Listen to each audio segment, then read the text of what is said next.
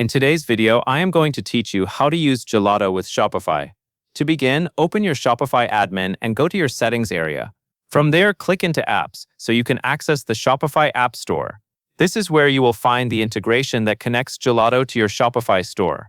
In the App Store search bar, type Gelato Print on Demand and select the correct app from the search results.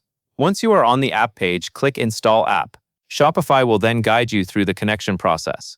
At this point, you will need to either log in to your Gelato account or create a free one if you are new to the platform. This step links Gelato with your Shopify store so the two systems can work together properly. After the connection is complete, return to your Shopify apps menu and open the Gelato dashboard. Inside the Gelato dashboard, look for the Stores section. Click on it, then choose your linked Shopify store from the list. This tells Gelato exactly where you want your products to be published.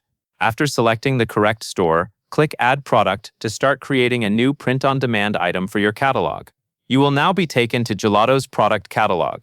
Browse through the available items and choose the product you want to sell. Take a moment here to pick the item that best matches your design and your store's audience.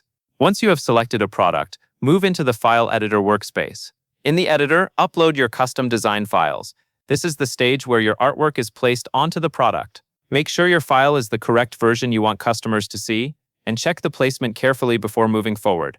A clean upload and good alignment will help your product look more professional once it goes live in your store.